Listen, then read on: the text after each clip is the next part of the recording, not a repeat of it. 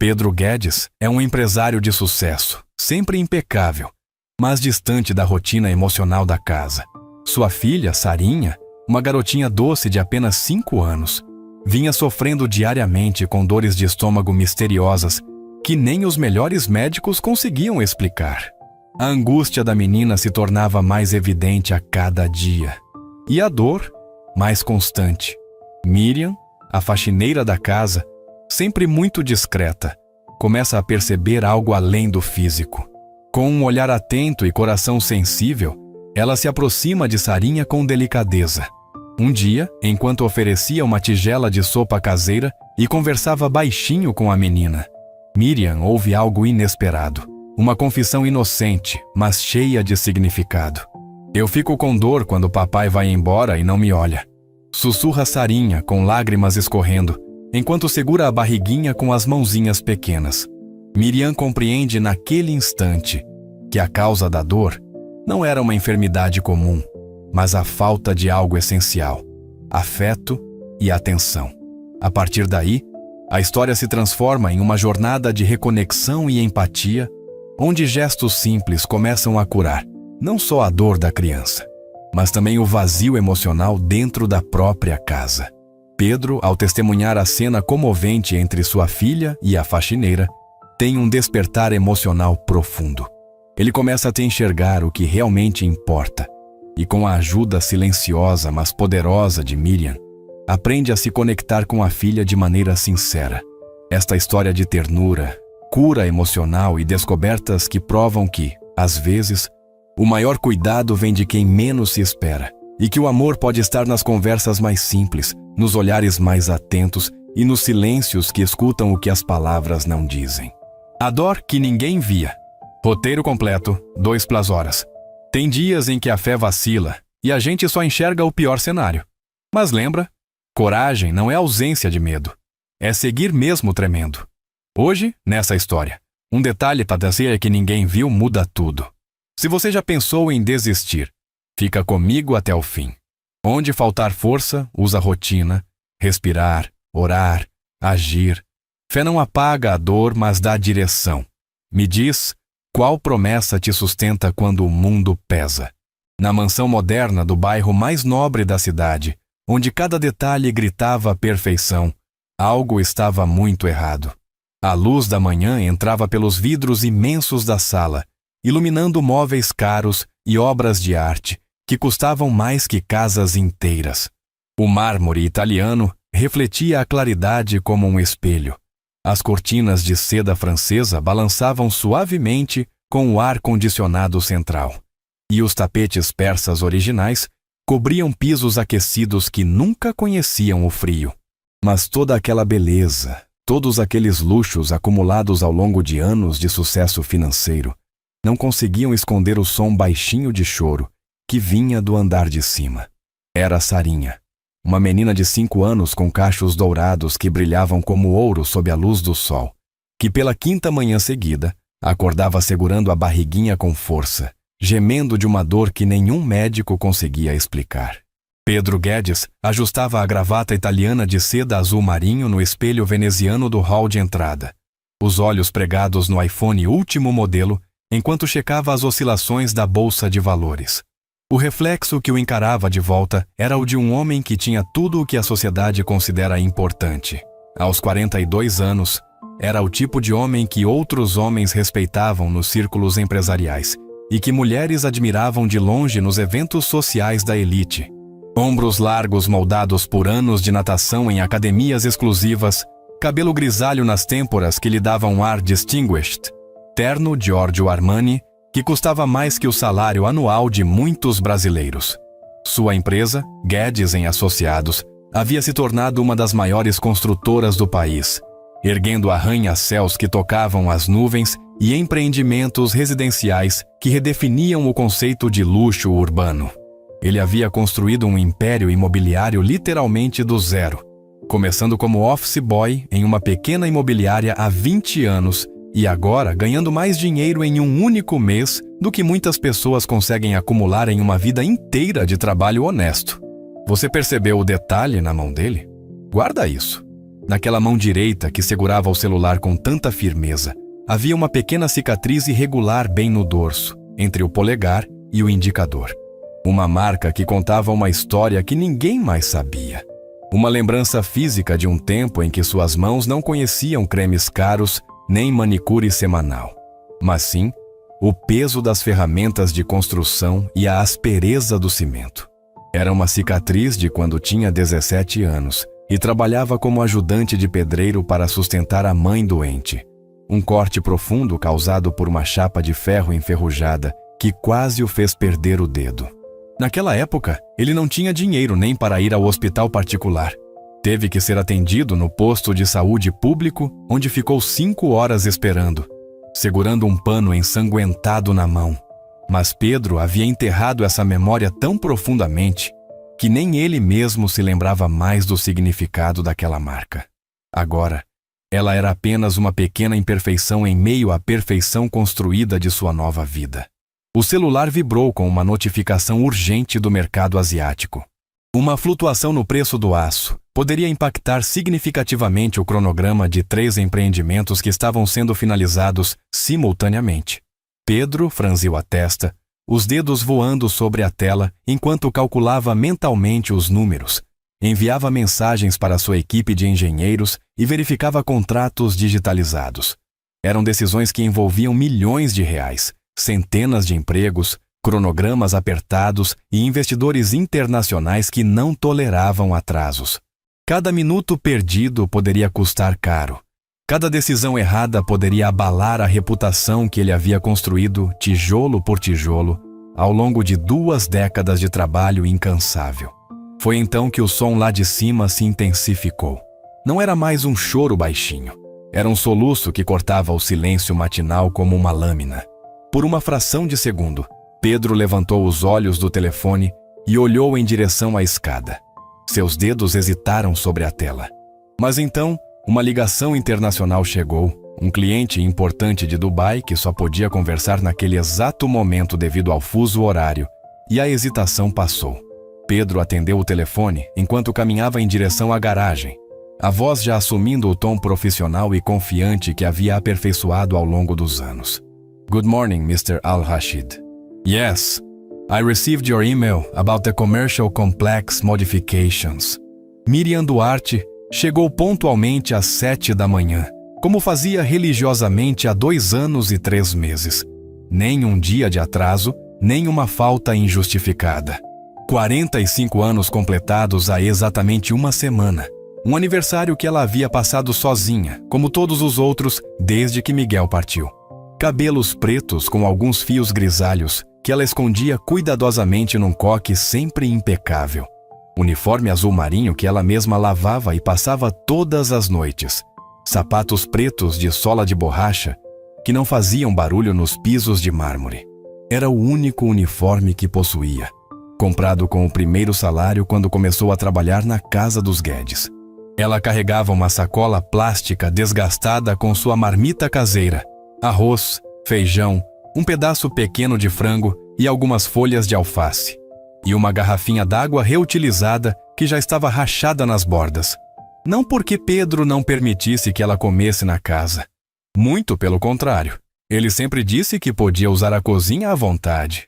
Mas Miriam havia aprendido desde criança a não incomodar, a ocupar o menor espaço possível, a ser grata pelo que tinha sem pedir mais do que lhe era oferecido. Seus olhos castanhos tinham aquela particular mistura de doçura e melancolia que caracteriza as pessoas que conheceram a dor mais profunda que um ser humano pode experimentar, a perda de um filho, mas que ainda assim conseguiram manter intacta a capacidade de amar. Eram olhos que tinham chorado rios de lágrimas, que tinham se fechado em noites intermináveis de desespero, que tinham olhado para o teto sem conseguir entender por que Deus havia permitido que sua maior alegria lhe fosse arrancada. Mas eram também olhos que haviam aprendido a encontrar pequenos milagres no cotidiano, que conseguiam enxergar beleza em gestos simples, que sabiam reconhecer quando outra alma estava em dor. Havia uma centelha de esperança ali que nem os anos mais duros conseguiram apagar completamente. Uma fagulha de fé que continuava brilhando mesmo quando tudo ao redor parecia escuridão. A parte forte vem agora. Miriam havia crescido no interior de Minas Gerais, numa cidadezinha onde todo mundo se conhecia e onde não havia segredos que durassem mais de uma semana. Filha de um pai alcoólatra que gastava o pouco dinheiro que ganhava na roça com cachaça barata e de uma mãe lavadeira que trabalhava de sol a sol para sustentar os 5 filhos. Ela havia aprendido a cuidar da casa e dos irmãos mais novos desde os 8 anos de idade, quando sua mãe precisava sair para trabalhar nas casas das famílias mais abastadas da cidade. Aos 15 anos, já sabia cozinhar melhor que muitas mulheres adultas. Conseguia tirar qualquer tipo de mancha de qualquer tipo de tecido. E tinha desenvolvido aquela intuição especial que algumas pessoas possuem para perceber quando alguém está sofrendo, mesmo que não diga nada. Foi aos 17 anos que conheceu José, um rapaz sério e trabalhador que havia se mudado para a cidade para trabalhar na única fábrica local. Ele era 3 anos mais velho, tinha mãos calejadas de trabalho honesto e um sorriso tímido que fazia o coração de Miriam acelerar. Namoraram por 2 anos antes de se casarem numa cerimônia simples na igreja matriz, com um vestido que ela mesma havia costurado durante as madrugadas e um buquê de flores colhidas no quintal de casa. A lua de mel foi uma noite no hotel mais simples da cidade vizinha, mas para Miriam foi como se fossem os aposentos reais de um palácio encantado. Miguel nasceu 2 anos depois, num parto difícil que durou 18 horas e quase custou a vida de ambos.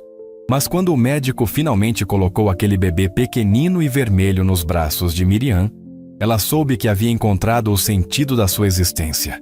Miguel tinha olhos enormes e escuros que pareciam ver além do que um bebê deveria conseguir ver, e uma forma de segurar o dedo da mãe que fazia Miriam sentir como se fosse a pessoa mais importante do universo.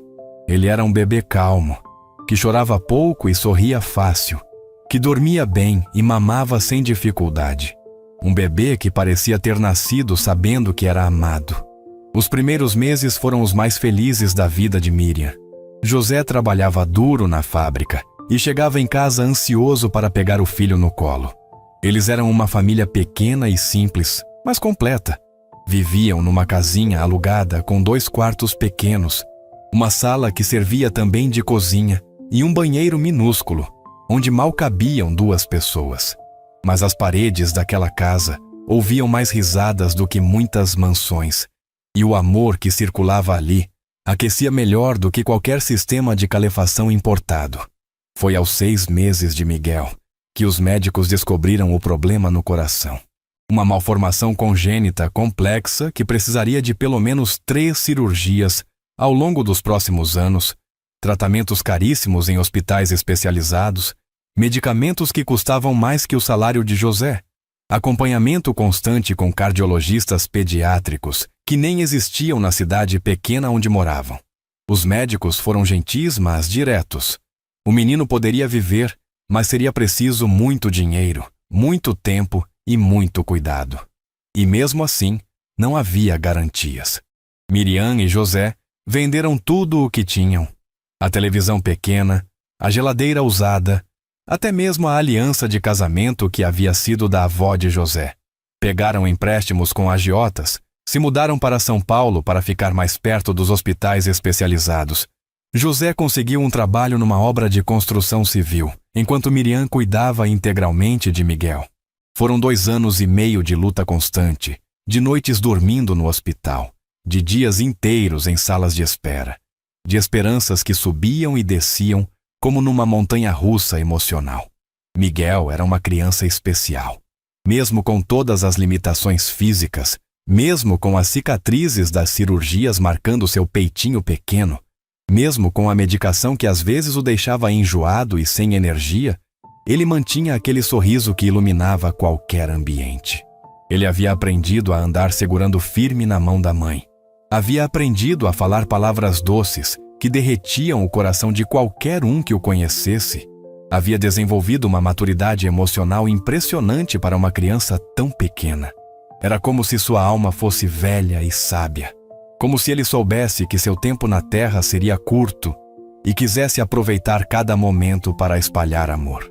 Na última noite, Miguel estava deitado na cama do hospital, ligado a vários aparelhos que monitoravam cada batimento do seu coraçãozinho cansado.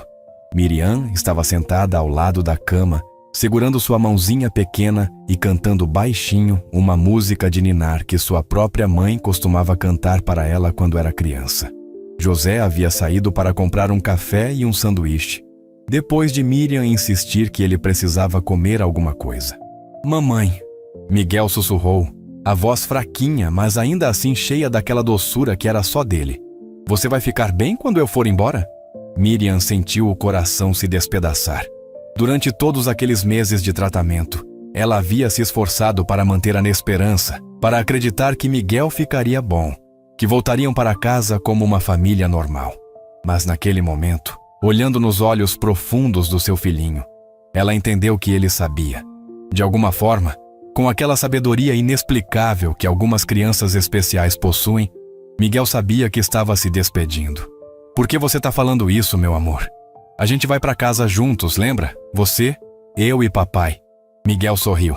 Um sorriso triste, mas cheio de paz. "Mamãe, Jesus está me chamando. Ele disse que precisa de mim lá no céu para ajudar ele a cuidar de outras criancinhas que vão chegar. Mas ele também disse que você vai ficar bem, que vai encontrar outras crianças para amar e que eu vou estar sempre pertinho cuidando de você." Miriam não conseguiu segurar as lágrimas. "Miguel? Promete para mim, mamãe? Promete que vai continuar cuidando de criança? Que vai dar amor de sobra para quem precisar? Jesus disse que é para isso que você nasceu, para ser mãe de muitas crianças, não só de mim." "Eu prometo, meu filho. Eu prometo." Miguel fechou os olhinhos e apertou a mão de Miriam com a pouca força que ainda tinha. "Eu te amo infinito, mamãe. Infinito mais um. Eu também te amo infinito mais um, meu príncipe." Foram as últimas palavras que trocaram. Miguel dormiu naquela noite e não acordou mais. Quando José voltou com o café, encontrou Miriam ainda segurando a mão do filho, sussurrando a música de ninar, que agora ecoaria para sempre no seu coração vazio. É aqui que tudo muda. 3 anos se passaram desde aquela noite no hospital. 3 anos em que Miriam teve que aprender a viver com um buraco no peito que parecia nunca cicatrizar completamente. José não conseguiu suportar a dor da perda e o casamento se desfez 6 meses depois do funeral. Não houve brigas nem acusações, apenas a tristeza compartilhada de 2 pessoas que se amavam, mas que não conseguiam mais olhar uma para a outra sem ver o reflexo da própria dor. Eles se separaram com carinho, se despediram com abraços molhados de lágrimas e seguiram caminhos diferentes tentando encontrar uma forma de continuar vivendo. Miriam se mudou para São Paulo definitivamente. Conseguiu um pequeno apartamento numa área simples da cidade e começou a trabalhar como faxineira em casas de família. Era um trabalho que lhe permitia cuidar de casas, organizar lares e às vezes conviver com crianças, o que ao mesmo tempo machucava e curava seu coração. Cada criança que encontrava lhe lembrava Miguel, mas também lhe dava uma pequena oportunidade de cumprir a promessa que havia feito para ele naquela última noite. Durante esses 3 anos, ela havia trabalhado em várias casas diferentes. Algumas famílias eram gentis e a tratavam com respeito, outras a viam apenas como uma funcionária invisível. Havia passado por experiências de todo tipo. Patroas exigentes que refaziam seu trabalho na frente dela para mostrar que não estava bom o suficiente. Crianças mimadas que jogavam brinquedos no chão de propósito só para vê-la abaixar e pegar. Maridos inadequados que faziam comentários desrespeitosos quando as esposas não estavam por perto. Mas também havia conhecido famílias amorosas que a incluíam nas festividades, crianças carinhosas que desenhavam cartinhas para ela, patroas que se preocupavam quando ela chegava resfriada e insistiam para que tomasse remédio. Foi através de uma amiga que trabalhava como doméstica no prédio ao lado que Miriam soube da vaga na casa da família Guedes. "É só um homem e uma filhinha pequena", a amiga havia dito. A esposa morreu no parto há 2 anos. Ele trabalha muito, viaja bastante, está procurando alguém de confiança para cuidar da casa e dar um olho na menina quando a babá não tá. Miriam havia se apresentado na mansão numa segunda-feira chuvosa de março. Pedro a recebeu rapidamente no escritório. Uma entrevista de menos de 15 minutos, onde ele basicamente verificou suas referências, explicou a rotina da casa e definiu o salário. Era um homem visivelmente ocupado, que falava rápido, que checava o celular enquanto conversava, que parecia estar sempre com pressa. Mas não era mal educado nem grosseiro, apenas ausente, como se estivesse fisicamente ali, mas mentalmente em outro lugar. A Sarinha é uma menina tranquila, ele havia dito, os olhos na tela do computador enquanto digitava algo urgente. Não dá trabalho. A babá, Juliana, cuida dela durante o dia. Você ficaria responsável pela limpeza geral da casa, lavar e passar roupas, organizar os armários. Nada muito complicado. Tem alguma pergunta? Miriam queria perguntar sobre a menina. Como ela era, do que gostava, se sentia falta da mãe, se estava adaptada à nova rotina. Mas algo na postura de Pedro indicava que ele não estava interessado em conversas longas sobre assuntos pessoais. Então, ela apenas disse que não, que estava tudo claro e que podia começar no dia seguinte.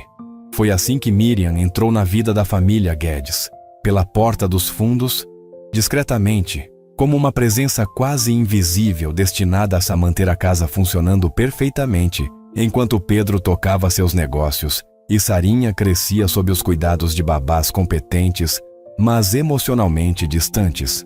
Mas Deus tinha outros planos. Repara no que não é dito. Na primeira semana trabalhando na mansão, Miriam observou tudo com a atenção natural de quem havia aprendido a ler nas entrelinhas da vida doméstica. A casa era um espetáculo de arquitetura e decoração. Cada ambiente impecavelmente projetado por designers famosos, cada objeto escolhido a dedo para compor um cenário de sucesso e bom gosto. A sala de estar tinha um sofá italiano de couro bege que custava mais que um carro popular. Mesas de centro de vidro temperado que refletiam lustres de cristal austríaco. Estantes planejadas que abrigavam livros com capas bonitas, a maioria ainda com a aparência de nunca ter sido aberta. A cozinha era equipada com eletrodomésticos de última geração, bancadas de granito importado, armários de madeira nobre que se estendiam até o teto. Havia uma adega climatizada com vinhos que custavam centenas de reais cada garrafa. Uma churrasqueira gourmet no terraço que parecia saída de revista de decoração. Um sistema de som ambiente que podia ser controlado por aplicativo no celular. O quarto de Pedro ficava no andar de cima. Uma suíte master com closet do tamanho de um quarto normal. Banheiro com banheira de hidromassagem e chuveiro com ducha múltipla. Cama king size com lençóis de algodão egípcio que eram trocados pela lavanderia a cada 3 dias.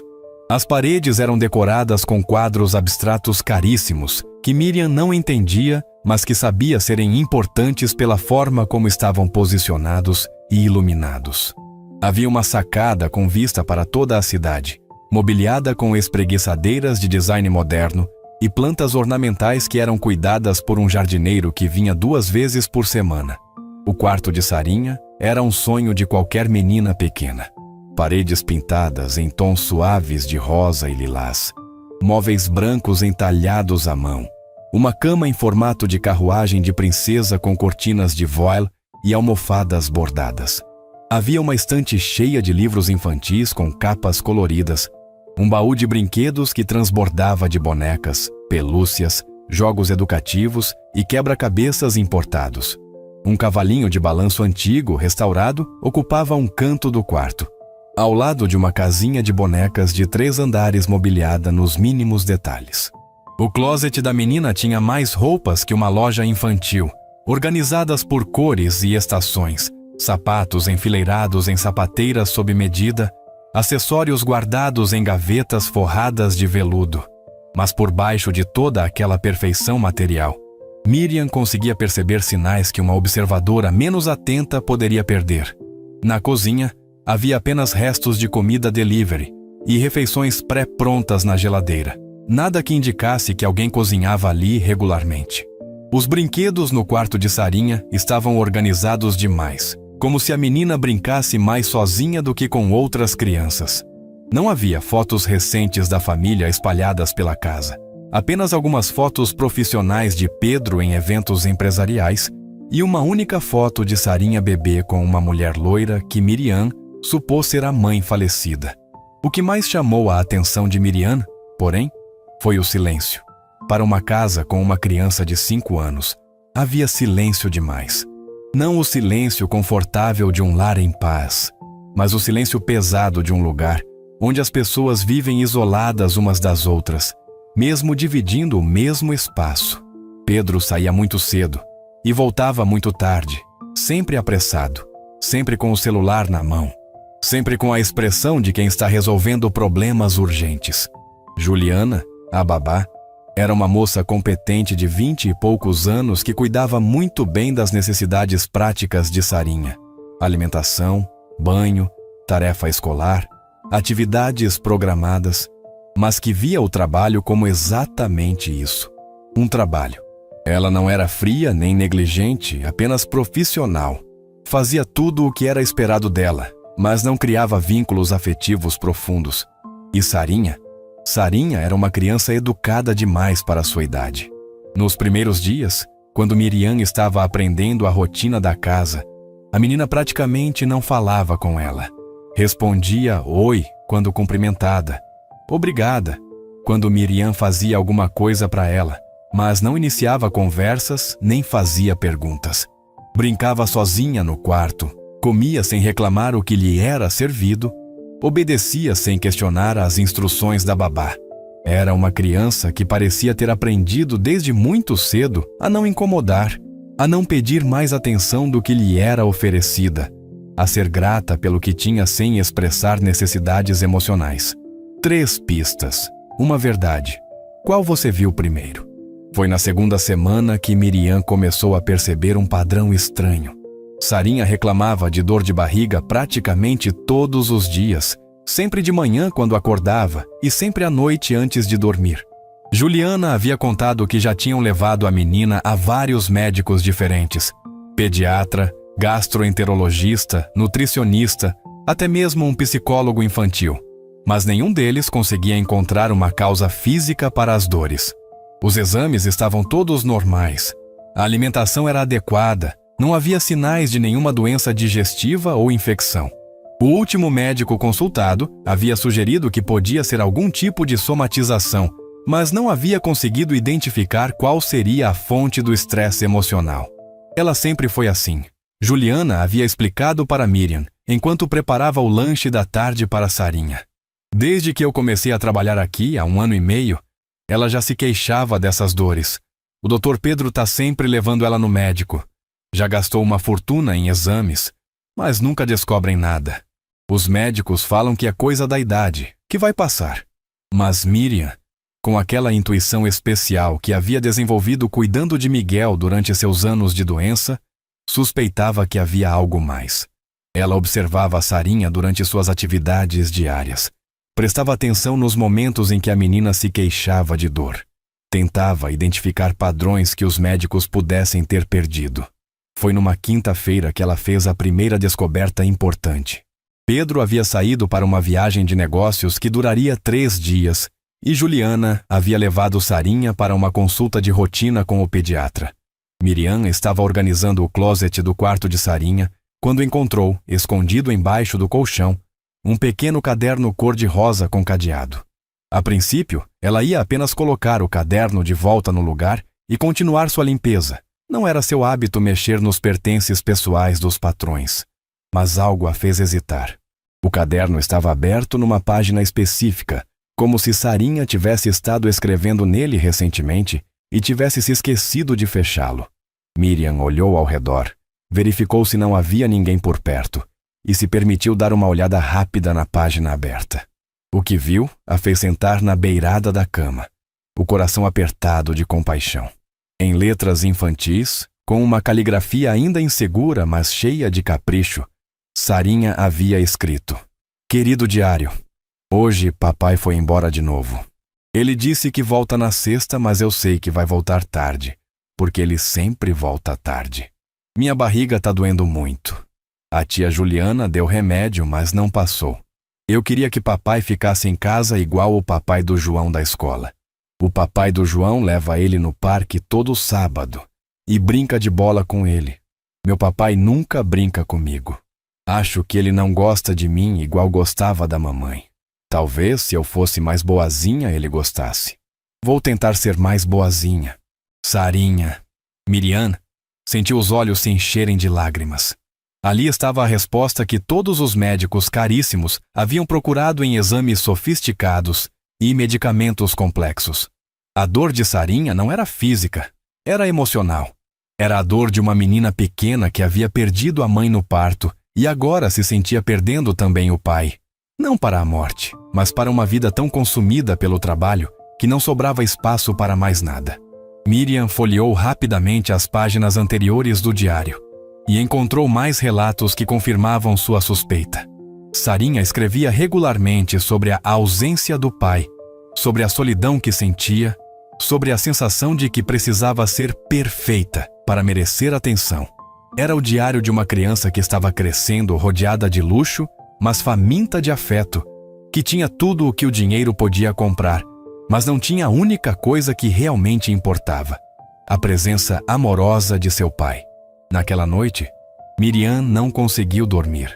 Ficou acordada pensando em Miguel, em como ele também havia passado por momentos de dor e solidão durante suas internações, em como ela havia movido céu e terra para estar presente em cada segundo difícil da vida do filho. Pensou na promessa que havia feito naquela última noite no hospital, a promessa de continuar cuidando de crianças, de dar amor de sobra para quem precisasse. E entendeu que Deus a havia colocado na casa da família Guedes, por um motivo específico. Sarinha precisava dela, tanto quanto ela precisava de Sarinha. Quando essa porta abrir, ninguém está pronto. Na sexta-feira pela manhã, quando Pedro chegou da viagem, Miriam tomou uma decisão que mudaria o curso de tudo. Ela havia passado a madrugada pensando na melhor forma de abordar o assunto, sabendo que estava correndo o risco de ser mal interpretada ou até mesmo de perder o emprego. Mas algo dentro dela, talvez a voz de Miguel sussurrando no seu ouvido, talvez sua própria consciência maternal que não conseguia ficar calada vendo uma criança sofrer, a impedia de continuar fingindo que não sabia o que estava acontecendo. Pedro chegou em casa às 7:30 da noite, visivelmente exausto da viagem e da sequência de reuniões que havia tido em Brasília com investidores do governo federal. Carregava uma pasta de couro italiana cheia de contratos e propostas. O terno amarrotado depois de horas no avião, os cabelos despenteados e uma expressão de cansaço que parecia pesá-lo como uma carga física. Sarinha estava na sala vendo televisão com Juliana quando ouviu o som da chave girando na fechadura. "Papai!" ela gritou, saltando do sofá e correndo em direção à porta. Mas Pedro mal teve tempo de abrir os braços para recebê-la antes do celular tocar com uma ligação que ele não podia ignorar. Um problema urgente em uma obra que havia surgido durante sua ausência e que precisava ser resolvido imediatamente. "Oi, filhota. Papai já volta, preciso só atender essa ligação rapidinho", ele disse, beijando apressadamente a testa de Sarinha antes de subir para o escritório com o telefone colado no ouvido. Miriam observou tudo do pé da escada. Viu como o rostinho de Sarinha se fechou quando o pai desapareceu escada acima. Viu como ela voltou devagar para o sofá. Viu como colocou a mãozinha na barriga numa expressão que já se tornara familiar. Era como assistir a uma ferida sendo aberta na alma de uma criança de 5 anos. "Tia Juliana", Sarinha disse com a voz baixinha. "Minha barriga tá doendo de novo." "De novo? Mas você acabou de jantar e estava bem." "Doeu quando o papai subiu." Juliana suspirou com a paciência profissional de quem estava acostumada a lidar com as manias da criança. "Vou buscar o remédio que o médico passou. Mas você precisa parar com essa frescura de dor de barriga toda hora, Sarinha. Não é normal." "Frescura?" A palavra cortou Miriam como uma lâmina. Não era frescura. Era o grito de socorro de uma criança que não sabia como expressar em palavras a dor emocional que estava sentindo. Sarinha não estava inventando a dor. Ela estava somatizando, transformando o sofrimento emocional em sintomas físicos reais, porque não tinha outras ferramentas para comunicar o que estava vivendo. Naquele momento, Miriam tomou sua decisão. Sarinha, querida, ela disse, aproximando-se devagar do sofá. Posso sentar aqui com você? A menina acenou com a cabeça, fazendo espaço ao seu lado. Miriam se sentou, estendeu o braço e Sarinha se aconchegou contra ela naturalmente, como um passarinho ferido procurando abrigo. Sua barriga dói muito? Dói, aqui. Sarinha apontou para a região do estômago. Igual uma pedra pesada. Sabe o que eu acho? Acho que sua barriga tá doendo de saudade. Sarinha levantou os olhinhos verdes, confusa. Saudade dói na barriga? Às vezes sim. Quando a gente sente muita falta de alguém, ou quando a gente quer muito alguma coisa, mas não consegue ter, o coração fica apertado. E às vezes esse aperto do coração vai parar na barriga. Como você sabe? Miriam hesitou por um momento. Depois decidiu se abrir. Porque eu já senti isso. Quando meu filhinho foi morar com Jesus, eu fiquei com uma dor na barriga que durou muito tempo. Era a dor da saudade. Você tinha um filhinho? Tinha. Se chama Miguel. Ele era mais ou menos da sua idade quando foi para o céu. E por que ele foi para o céu? Porque Jesus precisava dele lá. Mas sabe o que eu aprendi? Mesmo quando a pessoa que a gente ama não está perto fisicamente, o amor continua. E quando a gente encontra outras pessoas para amar, o coração começa a doer menos. Sarinha ficou pensativa por alguns segundos, processando a informação com aquela seriedade especial das crianças pequenas. Você acha que minha barriga dói porque eu tenho saudade do meu papai? E você tem? Tenho. Mesmo ele morando na mesma casa que eu. É estranho? Miriam sentiu o coração se despedaçar. Não é estranho, querida. A gente pode sentir saudade de alguém que está perto quando essa pessoa está muito ocupada para ficar conosco de verdade. Naquele momento, Pedro apareceu no alto da escada, finalmente livre da ligação que havia durado quase 1 hora. Ao descer e ver Sarinha encolhida no colo de Miriam, uma expressão de preocupação atravessou seu rosto. Ela está passando mal de novo? Tá sim, Miriam respondeu, a voz mais firme do que ela própria esperava. Mas eu acho que descobri por quê. Pedro se aproximou, sentando na poltrona em frente ao sofá. Os médicos disseram que não conseguem encontrar nada errado. Senhor Pedro, Miriam interrompeu delicadamente. Posso falar com o senhor em particular depois que Sarinha for dormir? Algo no tom da voz de Miriam fez Pedro perceber que a conversa seria importante. Ele acenou com a cabeça. Depois se dirigiu à filha com uma ternura que surpreendeu Miriam. E aí, princesa? Como foi sua semana sem o papai? Foi boa. Sarinha respondeu automaticamente, mas sem muito entusiasmo. Fiz lição, brinquei, assisti filme. Que filme você assistiu? Frozen. De novo? É meu favorito. Pedro sorriu, uma expressão genuína que transformava completamente seu rosto. Por que você gosta tanto desse filme? Sarinha pensou por um momento antes de responder. Porque é sobre 2 irmãs que se amam muito, mas ficaram separadas porque tinham medo de se machucar. E no final elas descobrem que o amor é mais forte que o medo. A resposta pegou Pedro de surpresa. Havia uma profundidade na observação de Sarinha, que ele não esperava de uma criança de 5 anos. Ele olhou para a filha com uma atenção diferente, como se a estivesse vendo pela primeira vez. Esse é um filme muito inteligente para uma princesa de 5 anos entender tão bem assim. A tia Miriam me explicou as partes que eu não entendia. Sarinha disse, olhando com carinho para Miriam. Ela é muito boa em explicar as coisas. Pedro dirigiu o olhar para Miriam, que discretamente estava se levantando para dar privacidade para pai e filha. Miriam, você não precisa ir embora. Pode ficar. Durante a hora seguinte, os 3 ficaram na sala conversando. Era a primeira vez desde que Miriam trabalhava ali que presenciava Pedro tendo uma conversa real com a filha, não apenas checando se ela estava bem ou dando instruções rápidas. Ele perguntou sobre a escola, sobre as amigas, sobre os desenhos que ela havia feito durante a semana. Sarinha se animou visivelmente, falando com entusiasmo sobre coisas que normalmente compartilhava apenas com Juliana ou Miriam. Mas o mais impressionante para Miriam foi observar como Pedro parecia estar genuinamente interessado no que a filha tinha a dizer. Havia uma ternura no seu olhar. uma paciência na forma como escutava as histórias infantis de Sarinha, uma alegria sutil mas real.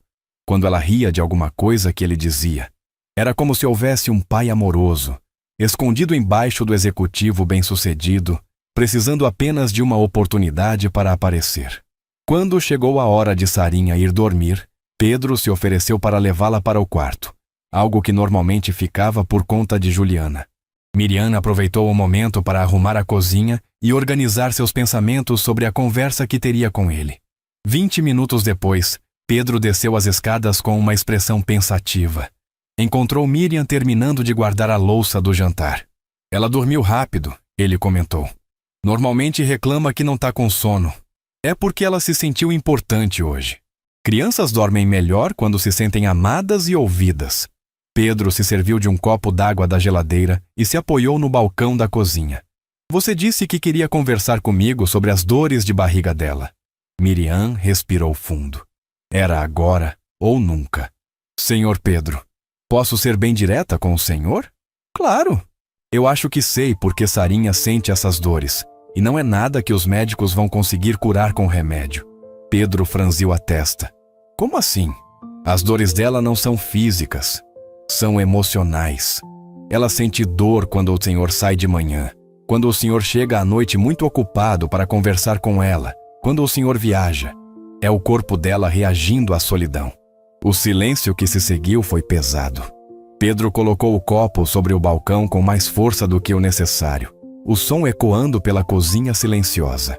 Miriam, sua voz estava controlada, mas havia uma tensão clara ali. Eu trabalho 15 horas por dia para dar o melhor para minha filha. Ela tem tudo o que uma criança poderia querer. Boa escola, roupas caras, brinquedos, viagens, os melhores médicos. Não entendo como você pode sugerir que ela está sendo negligenciada.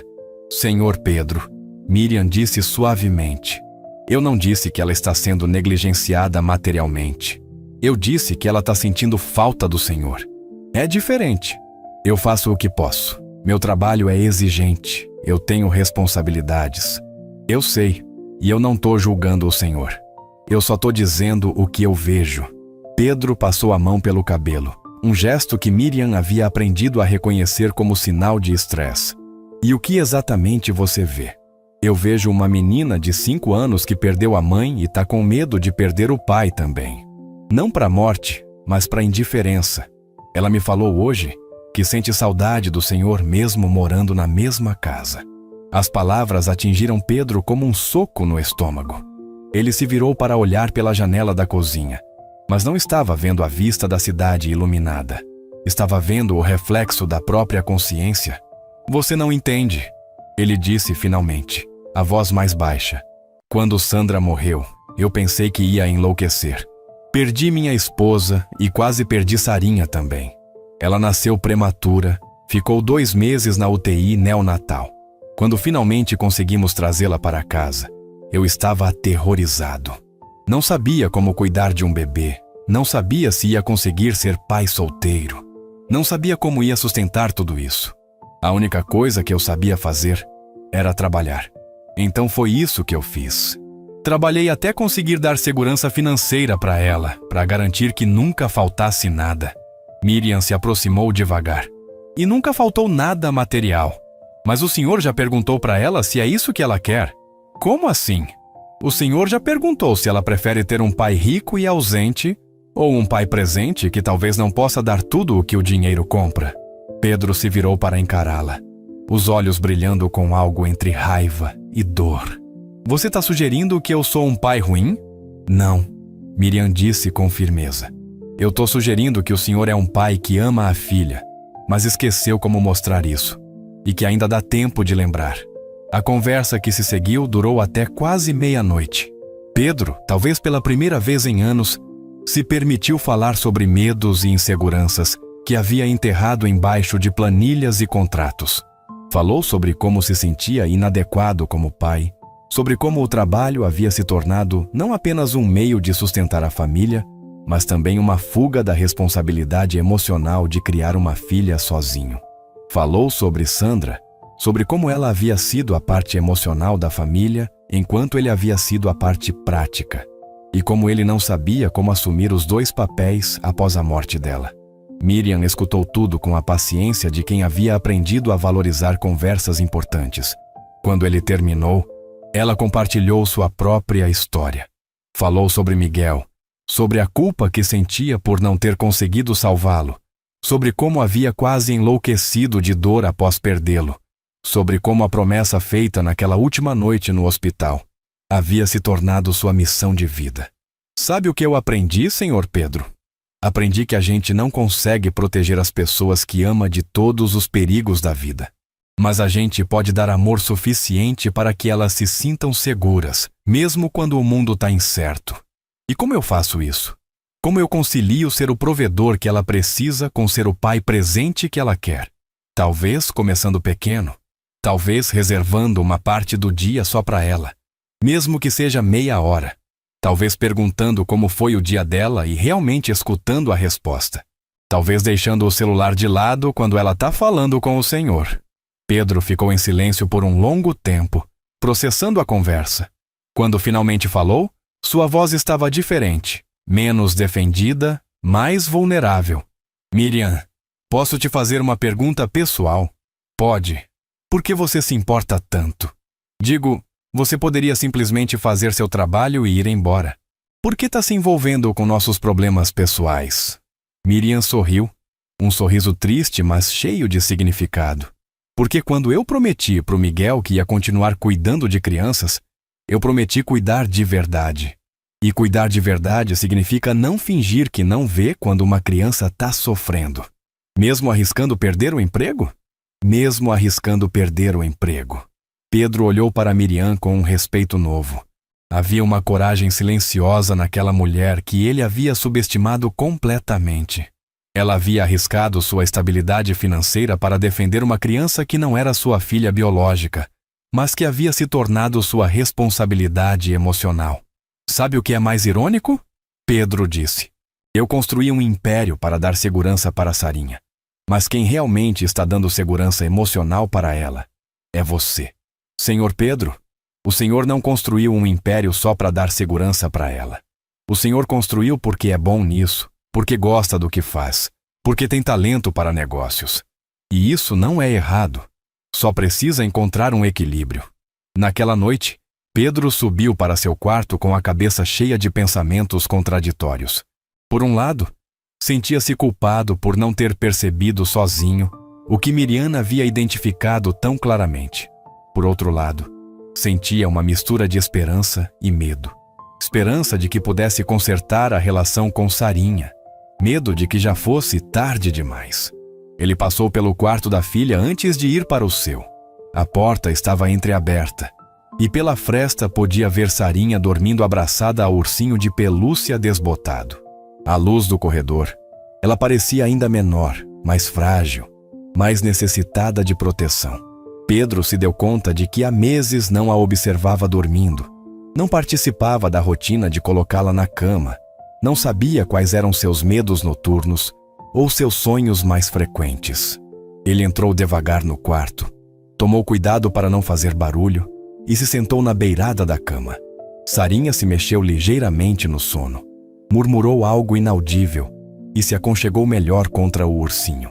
Pedro estendeu a mão e tocou delicadamente os cachos dourados da filha. Eram macios como seda, cheiravam ao shampoo infantil que Juliana usava no banho dela. Eram iguais aos cachos de Sandra, a mesma cor, a mesma textura, a mesma forma de pegar a luz. Por um momento, Pedro se permitiu realmente olhar para sua filha. Não o olhar apressado de quem verifica se está tudo bem antes de sair correndo para uma reunião, mas o olhar lento e atento de um pai que está vendo a criança que ajudou a criar.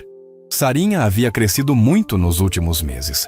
Seu rosto estava perdendo a redondeza de bebê e ganhando os contornos mais definidos de criança. Suas mãos pequenas estavam ficando menos gordinhas, mais proporcionais. Ela estava virando uma menininha, não mais a bebê que ele lembrava de carregar nos primeiros meses após a morte de Sandra. E ele estava perdendo tudo isso por estar sempre olhando para a tela do celular. Pedro sentiu os olhos se encherem de lágrimas.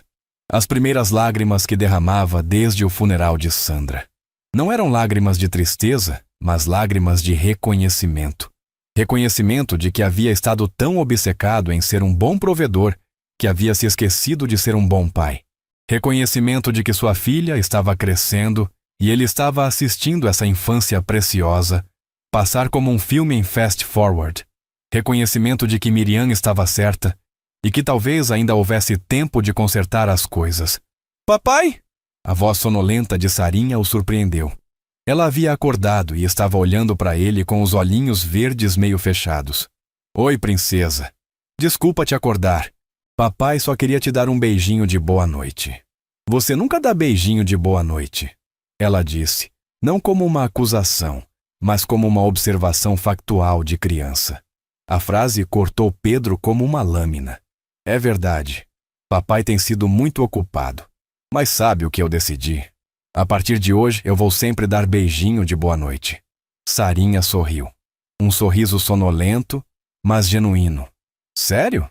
Sério. E sabe o que mais? Amanhã é sábado e papai vai ficar o dia inteiro com você. Sem trabalho, sem telefone, sem reunião. Só eu e você. O dia inteiro inteirinho? O dia inteiro inteirinho. Até na hora do almoço? Até na hora do almoço. E a gente pode assistir Frozen? Pedro riu. Uma risada verdadeira que fazia tempo que não dava. A gente pode assistir Frozen quantas vezes você quiser. Sarinha se esticou e plantou um beijo molhado na bochecha do pai. Eu te amo, papai. Eu também te amo, minha princesa. Mais do que você pode imaginar. Quando Sarinha voltou a dormir, Pedro permaneceu sentado ao lado da cama por mais alguns minutos, apenas observando a respiração tranquila da filha. Pela primeira vez em muito tempo, sentia-se em paz. Não a paz temporária que vinha após fechar um bom negócio ou resolver um problema complexo no trabalho, mas a paz profunda, que vem quando uma pessoa se reconecta com o que realmente importa na vida. Na manhã seguinte, Pedro acordou sem despertador pela primeira vez em anos. Era sábado, mas por hábito seu corpo estava programado para acordar às 6 da manhã. Ao invés de pegar o celular para checar e-mails, como era sua rotina, ele se levantou, vestiu uma roupa casual, jeans e camisa polo, roupas que há meses não usava, e desceu para a cozinha. Miriam já estava lá, preparando o café da manhã.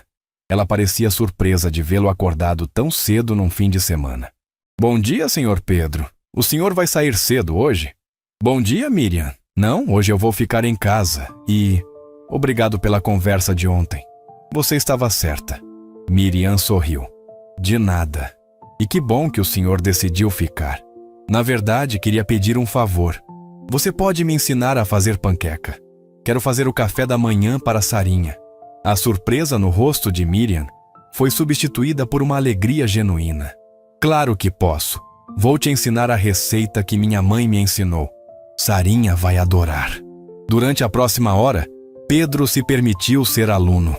Miriam o ensinou pacientemente como misturar os ingredientes na ordem certa, como deixar a massa no ponto ideal, como aquecer a frigideira na temperatura correta. Ela compartilhou pequenos truques culinários que havia aprendido ao longo dos anos, histórias sobre como costumava cozinhar com Miguel, dicas sobre como fazer a comida com carinho, além de apenas seguir a receita. A comida fica mais gostosa quando é feita com amor, ela disse enquanto Pedro virava uma panqueca perfeitamente dourada. Não é só misturar ingredientes, é pensar na pessoa que vai comer, é desejar que ela se sinta bem, é colocar um pouquinho da nossa energia boa na comida. Foi nesse momento que Sarinha apareceu na cozinha. Ainda de pijama, os cabelos bagunçados do sono, esfregando os olhos, quando viu o pai ao fogão, usando um avental e segurando uma espátula. Ela parou no meio da escada e ficou observando a cena como se fosse um milagre. Papai, você tá cozinhando? Tô fazendo panquecas especiais para minha princesa, Pedro disse, virando-se para ela com um sorriso enorme. A tia Miriam tá me ensinando. Sarinha desceu o resto da escada correndo e se jogou nos braços do pai. Pedro a levantou no ar, algo que não fazia há meses, e ela riu daquela risada cristalina que Miriam havia sentido falta de ouvir. Posso ajudar? Claro que pode. Você vai ser minha assistente-chefe de panquecas. O que se seguiu foi uma das manhãs mais felizes que aquela cozinha já havia presenciado. Pedro e Sarinha fizeram panquecas juntos, se sujaram de farinha, riram quando uma panqueca grudou na frigideira e saiu torta. Inventaram formatos diferentes, coração, estrela, um que eles decidiram que parecia com um dinossauro. Miriam observava de longe, o coração aquecido por ver pai e filha finalmente conectados de verdade. Quando finalmente se sentaram para comer, Sarinha devorou as panquecas como se fosse a refeição mais deliciosa da vida dela. Papai, essas são as panquecas mais gostosas do mundo inteiro. Mais gostosas que as do restaurante chique que a gente foi mês passado. Muito mais, porque você fez para mim. Pedro sentiu o peito se aquecer. Havia gastado centenas de reais levando Sarinha para brunches em restaurantes 5 estrelas, achando que estava proporcionando experiências especiais para ela. Mas uma manhã simples, fazendo panquecas caseiras, havia gerado mais alegria do que todos os programas caros juntos. Depois do café, eles se instalaram na sala para assistir Frozen, uma experiência completamente nova para Pedro, que nunca havia prestado atenção realmente ao filme. Apenas o tolerava como ruído de fundo enquanto mexia no celular. Desta vez, ele assistiu de verdade, fez perguntas sobre a história, cantou junto com as músicas que Sarinha sabia de cor, riu nos momentos engraçados e se emocionou com as partes mais tocantes. Papai, Sarinha disse durante a cena final, você acha que a Elsa tinha medo do amor igual você tem? A pergunta pegou Pedro completamente desprevenido. Como assim, princesa? A Elsa ficou longe da Ana porque tinha medo de machucar ela. Você fica longe de mim porque tem medo de alguma coisa? Pedro olhou para a filha, impressionado mais uma vez com a percepção dela. Como uma criança de 5 anos conseguia fazer conexões psicológicas que ele mesmo não havia percebido. Sabe que é? Papai, acho que tinha medo, sim. Medo de não ser um bom pai. Medo de não saber cuidar de você direito. Medo de você sentir falta da mamãe e ficar triste. Mas eu sinto mais falta de você quando você não fica comigo do que sinto falta da mamãe. Por quê? Porque a mamãe eu nunca tive, então não sei como é. Mas você eu já tive. E sei como é bom quando você fica comigo.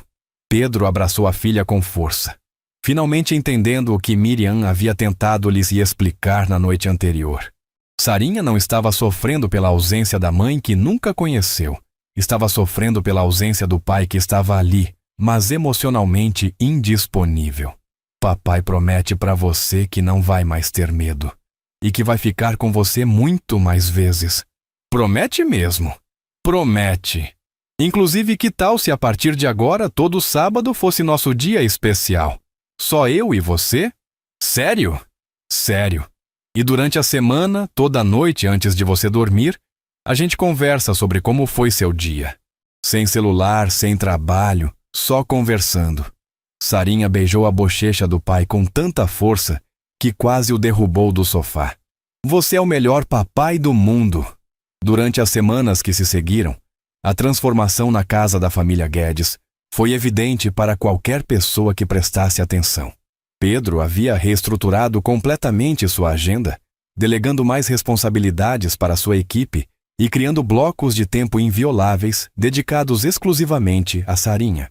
Ele chegava em casa às 7 da noite no máximo, guardava o celular numa gaveta durante o jantar e sempre separava pelo menos 1 hora para conversar com a filha antes da hora de dormir. Os sábados se tornaram sagrados. Pedro cancelava qualquer compromisso profissional que caísse no final de semana e se dedicava integralmente a criar memórias com Sarinha. Eles foram ao parque, ao zoológico, ao cinema, à praia. Fizeram piqueniques no jardim da própria casa, construíram castelos de almofadas na sala, plantaram flores numa jardineira que compraram especialmente para isso. Pedro descobriu que sua filha era fascinada por dinossauros, adorava histórias de aventura, tinha talento para desenhar e uma imaginação fértil que criava narrativas complexas para suas bonecas. Mais importante ainda, as dores de barriga de Sarinha desapareceram completamente. A mudança foi gradual, mas constante. Nas primeiras semanas, Sarinha ainda reclamava ocasionalmente do desconforto abdominal, especialmente quando Pedro precisava viajar a trabalho ou quando alguma situação imprevista o mantinha no escritório até mais tarde. Mas à medida que ela foi percebendo que a presença dele se tornara uma constante confiável, não apenas promessas vagas de "logo papai vai ter mais tempo", seu corpo parou de manifestar fisicamente a ansiedade emocional. Miriam observava toda essa transformação, com uma satisfação profunda que ia muito além da alegria profissional de ver um problema resolvido. Para ela, era como ver a promessa feita a Miguel sendo cumprida de forma concreta.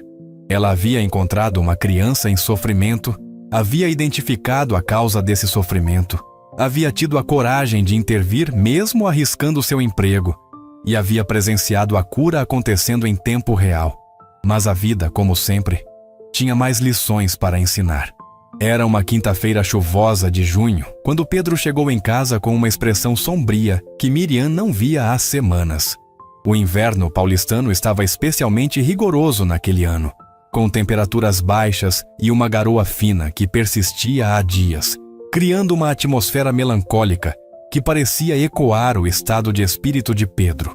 Sarinha correu para recebê-lo como havia se tornado seu costume, mas ao invés da alegria usual que havia caracterizado suas chegadas nas últimas semanas, ele a abraçou com uma intensidade quase desesperada, como alguém que se agarra a uma âncora em meio a uma tempestade. "Papai, você tá bem?" Ela perguntou com aquela sensibilidade especial das crianças que conseguem perceber quando algo está errado mesmo quando os adultos tentam disfarçar. "Tô sim, princesa. Só um dia difícil no trabalho." Mas não era apenas um dia difícil. Durante o jantar, Pedro estava quieto demais, pensativo demais. Mexia na comida sem realmente comer. Respondia às perguntas de Sarinha com monossílabos, quando normalmente se empolgava com as histórias da escola dela. Sua mente estava claramente em outro lugar, processando informações que o deixavam visivelmente perturbado.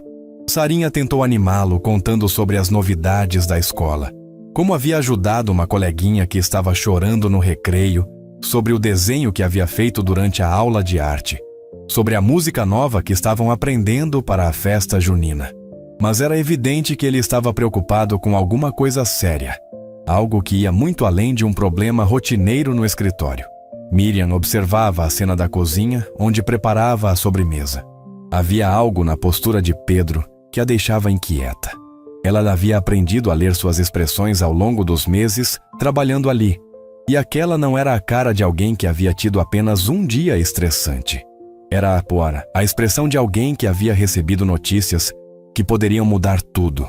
Depois que Sarinha foi dormir, e Pedro conseguiu manter a fachada de normalidade durante a conversa de boa noite, contando uma história inventada sobre princesas corajosas e dragões amigáveis.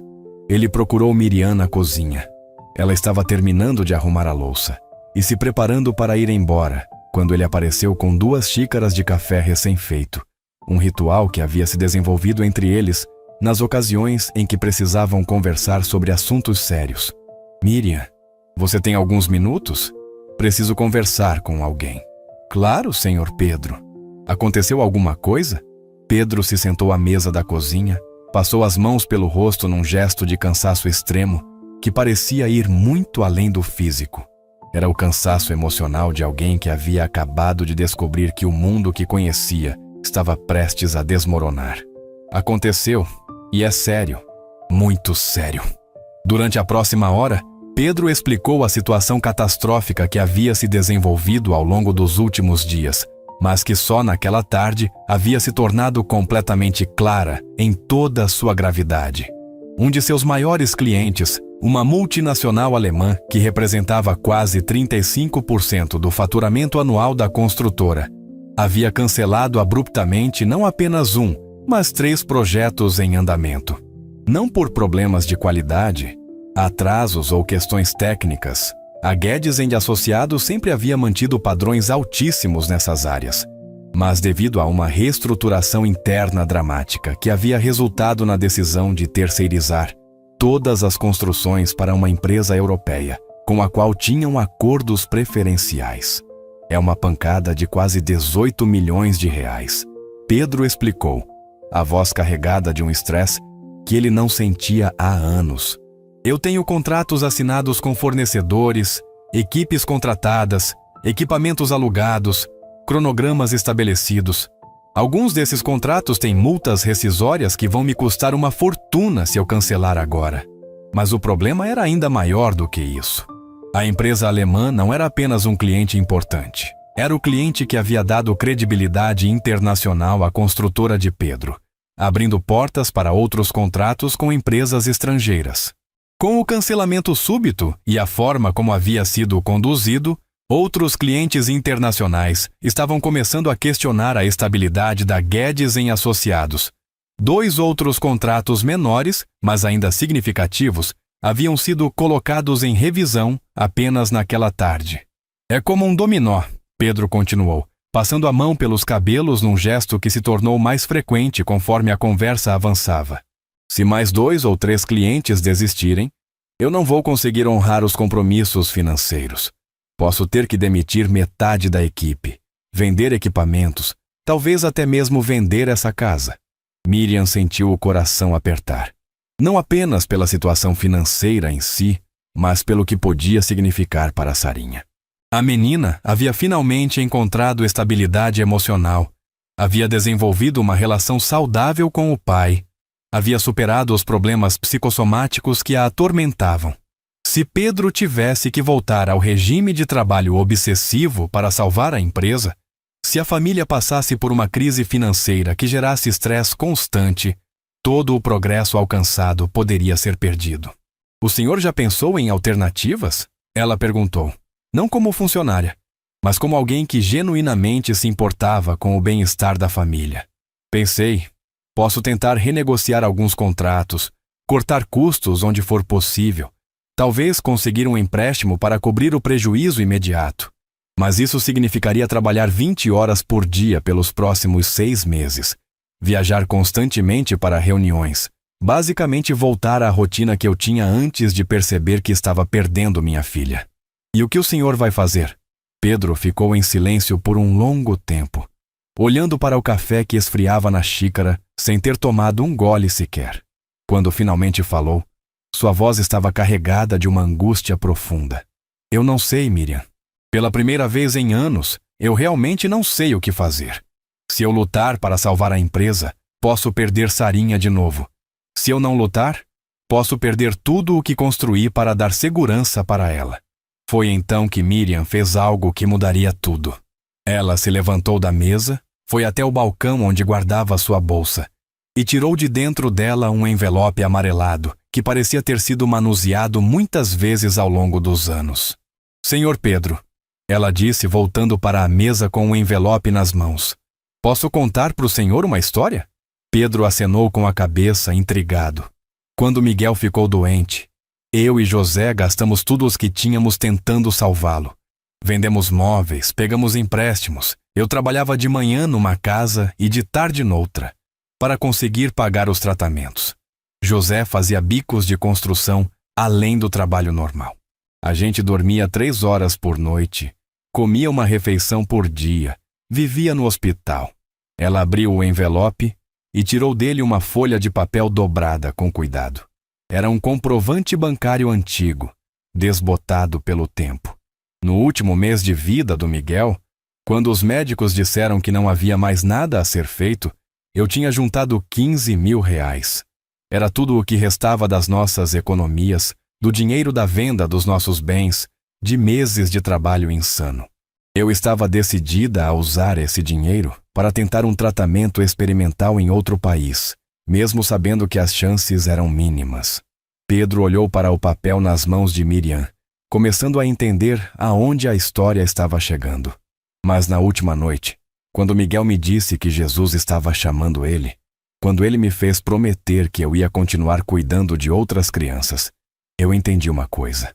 O dinheiro não ia salvar meu filho, mas podia ajudar outras crianças que ainda tinham chance. Miriam dobrou o papel novamente e o colocou sobre a mesa, entre ela e Pedro. Depois que Miguel morreu, eu doei esses 15 mil reais para um abrigo de crianças carentes. José achou que eu tinha enlouquecido de dor, mas eu sabia que era isso que Miguel queria. E sabe o que aconteceu? Pedro balançou a cabeça, completamente absorvido na história. 3 meses depois eu recebi uma ligação.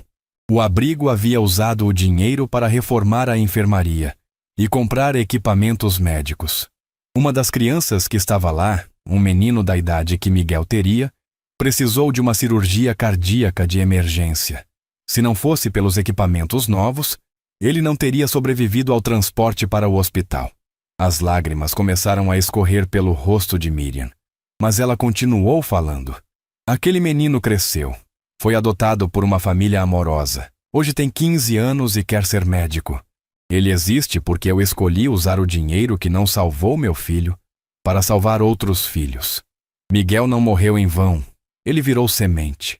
Pedro sentiu um nó na garganta. Miriam, Senhor Pedro, eu guardei esse comprovante todos esses anos para me lembrar de uma coisa. Às vezes, perder tudo é a única forma de encontrar o que realmente importa. O Senhor está com medo de perder o dinheiro e acabar perdendo a Sarinha. Mas e se for o contrário? E se perder o dinheiro for exatamente o que vai salvar sua família? O silêncio que se seguiu foi pesado de reflexão. Pedro olhava para o comprovante bancário de Miriam como se fosse um espelho mostrando suas próprias escolhas. Ele havia construído um império financeiro achando que era isso que daria segurança para Sarinha. Mas havia descoberto que a verdadeira segurança vinha da presença, do amor, da conexão emocional.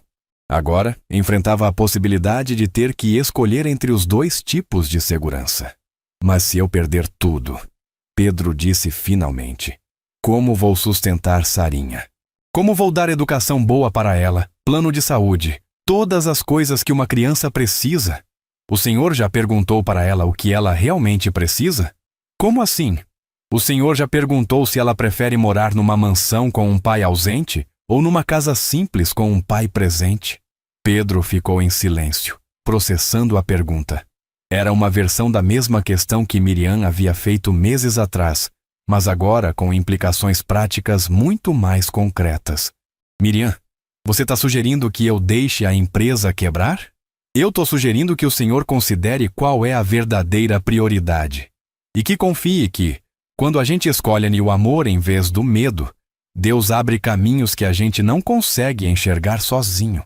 Naquela noite, Pedro não conseguiu dormir. Ficou acordado até o amanhecer, andando pela casa, olhando para os móveis caros, para as obras de arte, para todos os símbolos de sucesso material que havia acumulado. Pensou na expressão de felicidade genuína no rosto de Sarinha quando faziam panquecas juntos na cozinha, contrastando com a educação formal que ela recebia no colégio particular mais caro da cidade, onde tinha poucos amigos verdadeiros e onde se sentia pressionada a ser sempre perfeita. Pensou em como se sentia mais realizado conversando com a filha antes de dormir do que fechando contratos milionários. Pensou em como os momentos mais preciosos dos últimos meses haviam sido os mais simples, assistindo filmes juntos no sofá, brincando no parque, inventando histórias bobas que faziam Sarinha rir. Pensou também na história de Miriam, na coragem dela de transformar sua maior perda na missão de sua vida. Miguel havia morrido, mas sua morte havia gerado vida em outros lugares. A dor havia se transformado em propósito. A tragédia havia se tornado serviço. Quando o sol começou a nascer, Pedro tomou uma decisão que mudaria tudo. Na sexta-feira pela manhã, ao invés de ir direto para o escritório como sempre fazia, Pedro preparou o café da manhã para Sarinha. Panquecas em formato de coração, como Miriam havia ensinado. Quando ela desceu e viu a surpresa, seus olhos se iluminaram com aquela alegria pura que só as crianças conseguem expressar. Papai, que surpresa boa! Por que você fez café especial hoje? Porque eu queria conversar uma coisa importante com minha princesa. Durante o café, Pedro explicou para Sarinha, em termos que uma criança de 5 anos pudesse entender, que talvez eles precisassem fazer algumas mudanças na vida deles, que o trabalho do papai estava passando por dificuldades, que talvez precisassem se mudar para uma casa menor, que algumas coisas iam ser diferentes. Você ficaria triste se a gente não morasse mais nesta casa grande? Ele perguntou. Sarinha pensou por um momento, mastigando devagar uma panqueca, enquanto processava a pergunta. Papai, casa grande é boa para esconde-esconde. Mas se você ficar mais comigo, pode ser numa casa pequena também. Eu só quero que você não suma de novo. E se papai tivesse que trabalhar menos, ganhar menos dinheiro, mas ficar mais tempo com você? Isso seria o melhor presente do mundo inteiro. Pedro sentiu os olhos se encherem de lágrimas. Ali estava a resposta que ele procurava. Sarinha não precisava da mansão, dos brinquedos caros, da escola de elite. Ela precisava dele. E ele estava prestes a arriscar tudo para poder dar isso a ela. Após deixar Sarinha na escola, Pedro foi para o escritório com um plano completamente diferente do que havia imaginado na noite anterior. Ao invés de se desesperar para salvar a empresa a qualquer custo, ele ia reestruturar tudo com base em uma nova filosofia. Qualidade de vida acima de quantidade de dinheiro.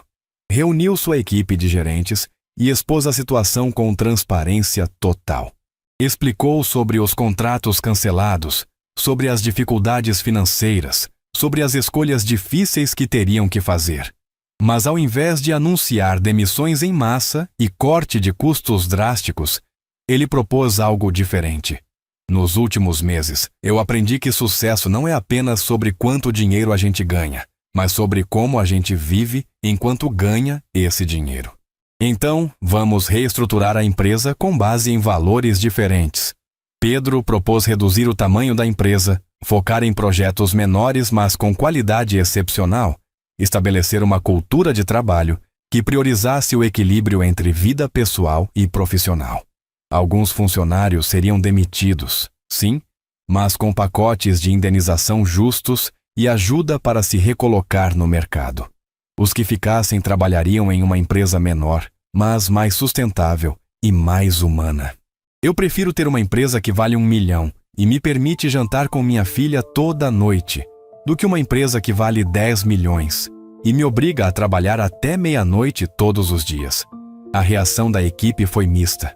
Alguns gerentes, especialmente os mais ambiciosos, ficaram preocupados com o impacto na carreira e decidiram procurar outras oportunidades.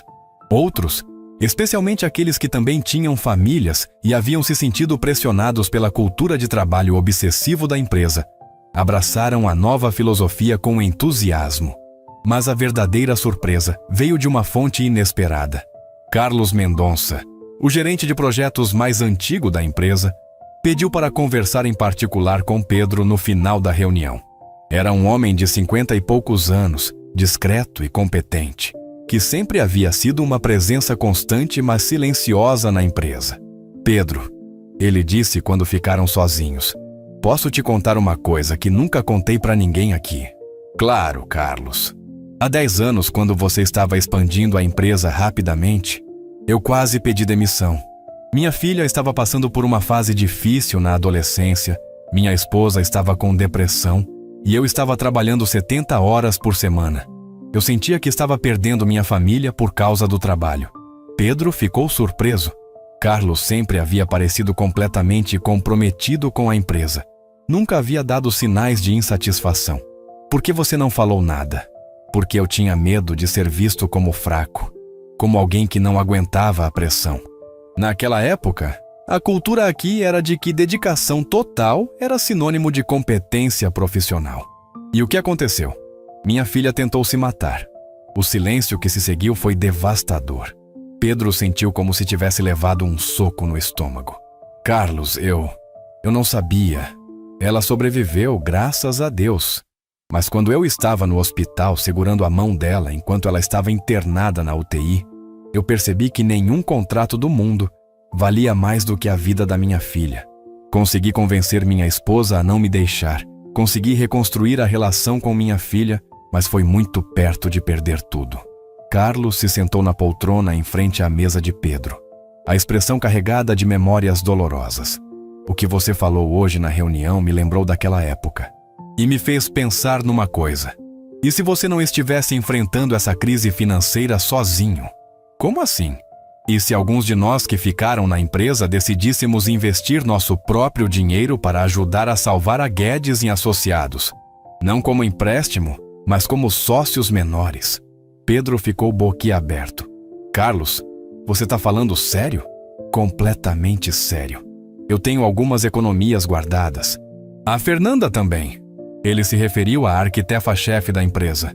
E o Roberto tem uns investimentos que ele pode liquidar.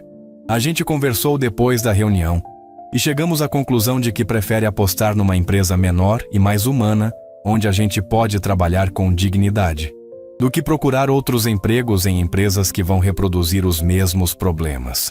Mas isso seria um risco enorme para vocês.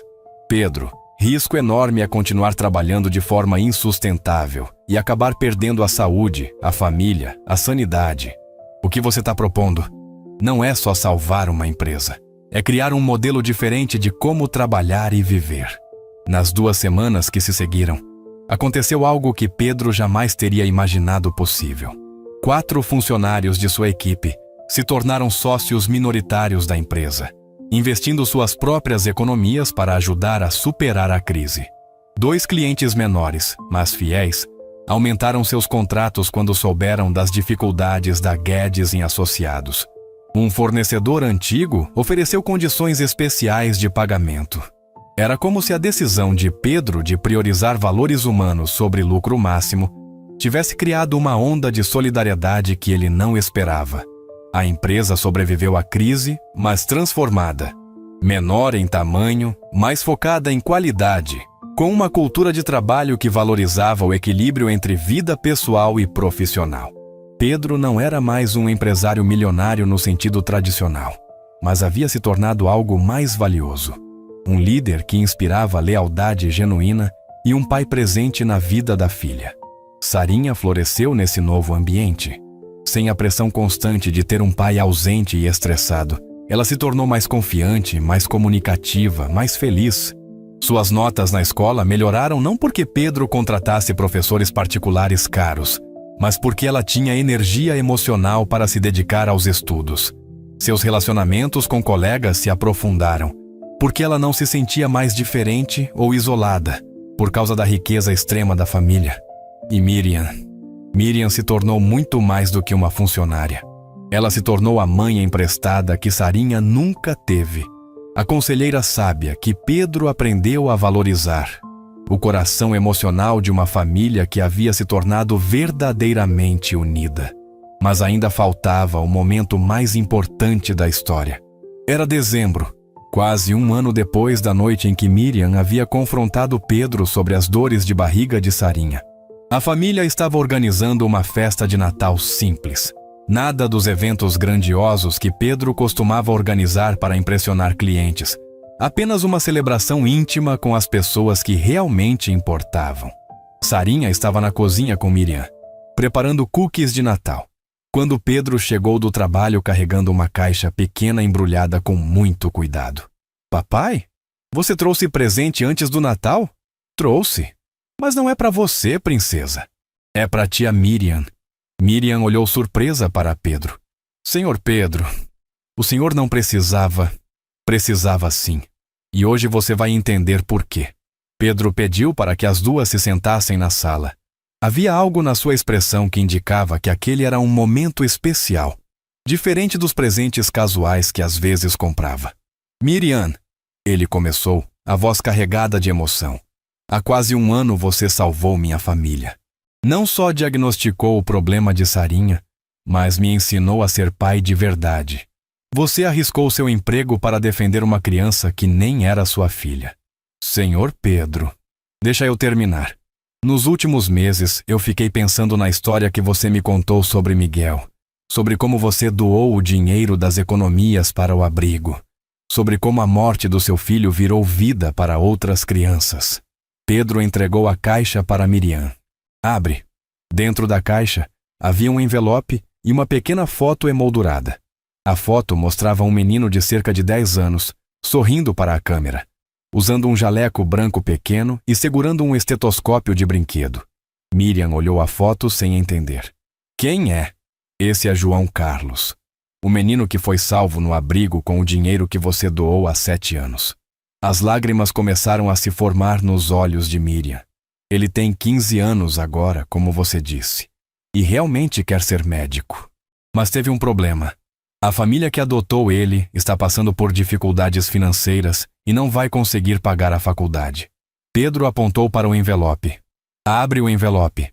Com as mãos tremendo, Miriam abriu o envelope e encontrou um documento de bolsa de estudos integral para a medicina, com o nome de João Carlos, válida por 6 anos, totalmente paga. Como? Lembra quando eu disse que a empresa ia ser menor, mas com propósito diferente? Parte desse propósito é usar nossos lucros para coisas que realmente importam. João Carlos vai ser médico, Miriam. O menino que foi salvo pelo dinheiro que você doou na memória do Miguel vai poder salvar outras crianças. Miriam desabou em lágrimas. Não lágrimas de tristeza, mas lágrimas de uma alegria profunda, de um senso de propósito cumprido que ela nunca havia imaginado ser possível. Sarinha se aproximou e abraçou Miriam. Tia Miriam, por que você está chorando? Porque às vezes a gente chora de felicidade, querida. Porque às vezes Deus faz milagres tão bonitos que nosso coração não cabe no peito. Igual quando você me ensinou que amor não morre, só muda de lugar. Igual, meu amor, igual. Pedro se juntou ao abraço. Por um momento, os 3 ficaram ali. Uma família não convencional, mas real. Uma família construída não pelo sangue, mas pela escolha de se amar e cuidar uns dos outros. Tia Miriam, Sarinha disse quando se separaram do abraço. Posso conhecer o João Carlos? Pode sim, querida. E ele vai ser médico de crianças? Vai. Então ele vai cuidar de outras criancinhas que ficam com dor de barriga de tristeza, igual eu ficava. Miriam olhou para Pedro, os dois trocando um olhar de profundo entendimento. Vai sim, meu amor. Ele vai cuidar muito bem. Naquela noite, depois que Sarinha dormiu, Pedro e Miriam ficaram na cozinha conversando sobre como a vida havia mudado ao longo daquele ano. Falaram sobre Miguel, sobre Sandra, sobre como as pessoas que amamos nunca realmente morrem, enquanto continuamos carregando o amor que elas nos ensinaram. Sabe o que eu aprendi esse ano? Pedro disse. Aprendi que a gente não constrói um legado juntando dinheiro. A gente constrói um legado plantando amor.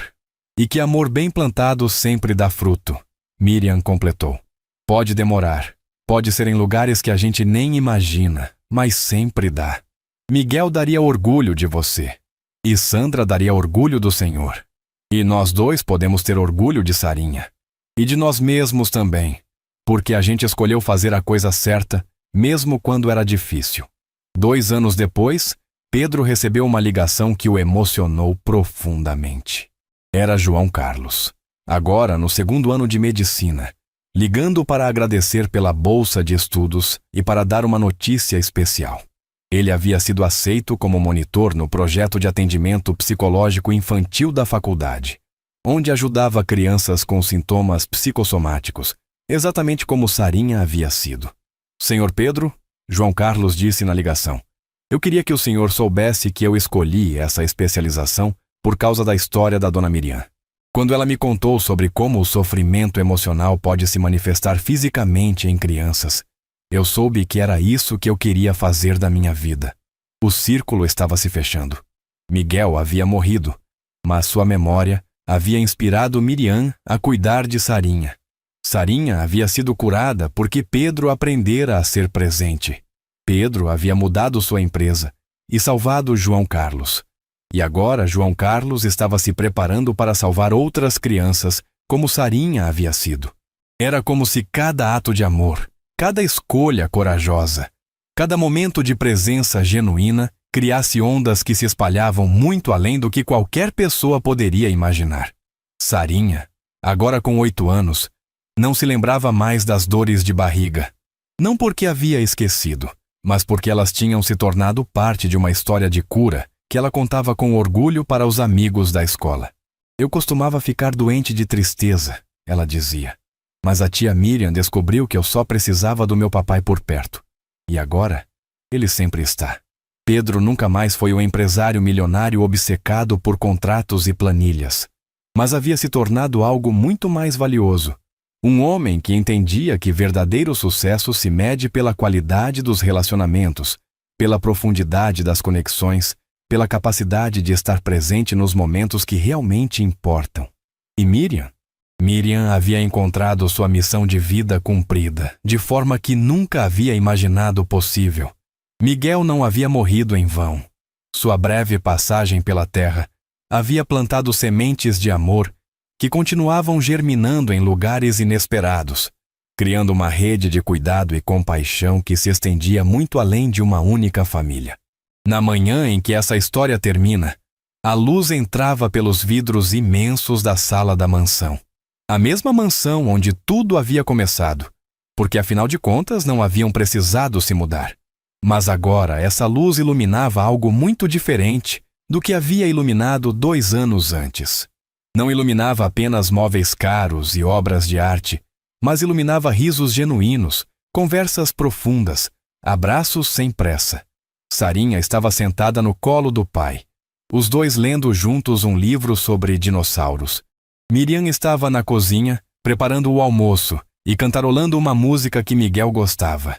Era uma cena simples, cotidiana, sem nada de extraordinário para um observador externo. Mas para aqueles 3 corações que haviam aprendido a bater em sintonia, era o paraíso na terra. A dor que ninguém via havia se transformado na cura que todos precisavam. E naquela casa, onde antes só existiam móveis caros, agora existia o que o dinheiro nunca pode comprar. Uma família de verdade, construída com tempo, atenção, carinho e a coragem de escolher o amor em vez do medo. Se Deus colocou esta história no seu caminho hoje, não foi por acaso. Se você reconheceu sua própria família nesta jornada, se viu reflexos dos seus medos e esperanças nas escolhas de Pedro, se sentiu o coração aquecer com a sabedoria simples de Miriam, é porque há algo aqui que seu espírito precisava ouvir. Quantas dores invisíveis existem ao nosso redor! Quantas crianças sofrem em silêncio porque os adultos estão ocupados demais para perceber? Quantas famílias se desfazem não por falta de amor, mas por falta de presença? A verdadeira riqueza não está no que acumulamos, mas no que compartilhamos. O verdadeiro sucesso não se mede pelo tamanho da conta bancária, mas pela profundidade dos relacionamentos que construímos. E o verdadeiro legado não são os bens materiais que deixamos, mas o amor que plantamos e que continua florescendo muito depois de não estarmos mais aqui. Miguel nunca conheceu Sarinha, mas salvou sua vida através do amor que ensinou a Miriam. Pedro quase perdeu a filha por tentar dar segurança demais e atenção de menos. Miriam transformou sua maior dor na sua maior missão. E juntos, esses 3 corações provaram que família não é apenas quem compartilha o mesmo sangue, mas quem escolhe ficar, cuidar e amar mesmo quando é difícil. Se esta história tocou seu coração, se ela te fez lembrar que os gestos simples são os mais poderosos, se te inspirou a escolher presença em vez de presentes, comenta: eu escolho estar presente, e compartilha com alguém que precisa ser lembrado de que amor verdadeiro se constrói um dia de cada vez, uma conversa de cada vez, um abraço de cada vez. Qual promessa de presença você pode fazer hoje para alguém que você ama?